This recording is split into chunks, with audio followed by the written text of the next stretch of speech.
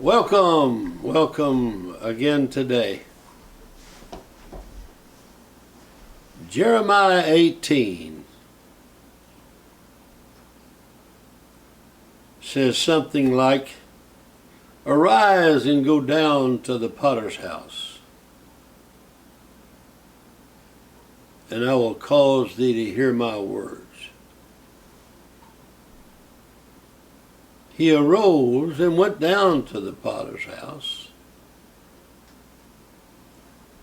and behold, he wrought a work on the wheel.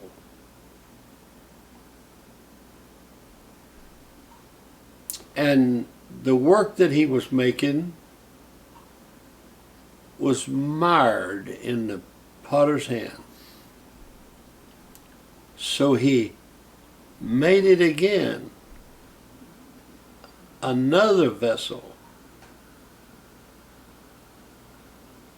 as seemed good to the potter to make it. And it says, as the clay is in the potter's hand, so are ye in my hand, O house of Israel. And as I said, cannot I do with you as this potter? In 1952, I was in Greece, and I went down to a potter's house. I had never seen anything like it. He had a wheel, and he had a big glob of clay up on that wheel, and had a stanchion going down, and his feet was turning the wheel. Now, he could make that clay go turn around fast. And he made, right before our eyes, he made what looked like a vase. Then he reached his hand down in and cupped his fingers with that wheel spinning, his feet turning. And he brought his hand up just right and hollowed out the inside of the clay to make a place to put the water and the flowers. And then he took his finger and made flanges all around to make it look pretty after it was painted. We thought it was so, we just couldn't believe that he had done that right in before our very eyes. He frowned and reached over and got a wire and brought it down over the vase and took that clay and began to mush it back up and put a little fresh clay and water in, and he began to spin it all around again. He would spin that and put his hand down in, and after a while he came out with one of the most beautiful vases, minus the ceramic look, the colors and the flowers and whatever he's going to paint it with. And we just thought, that is just so beautiful.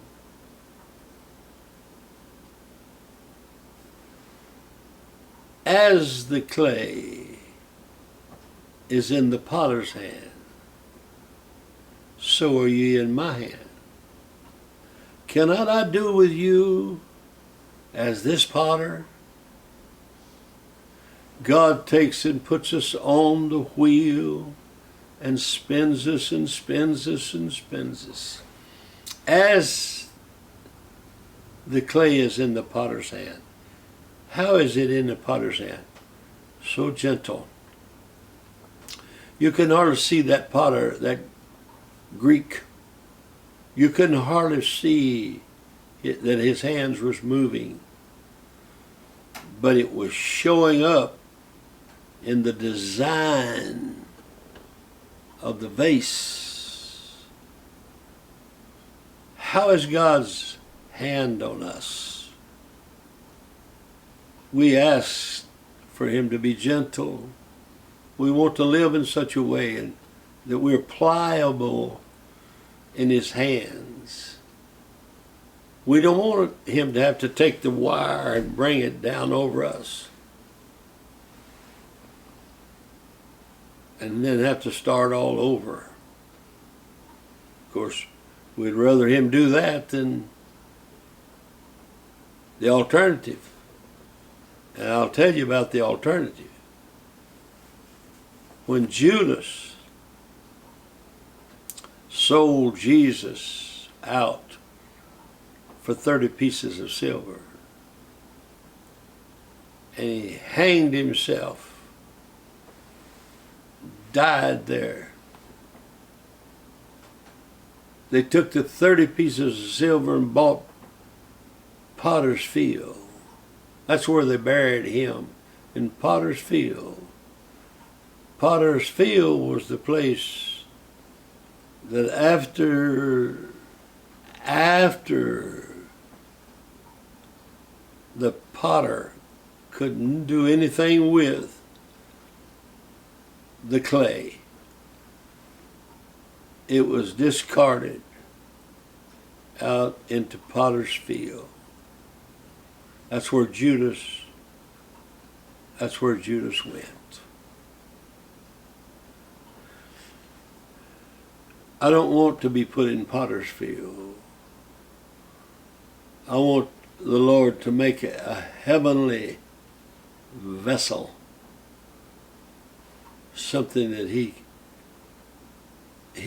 can use in our mansion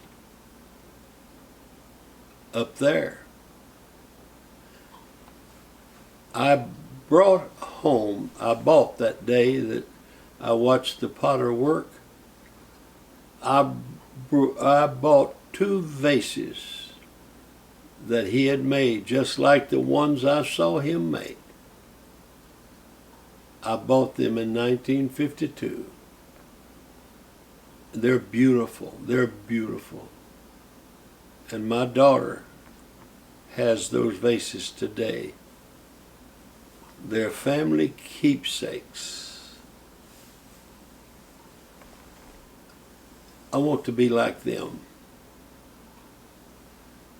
I want to be treasured. I want people to, I want to be needed and wanted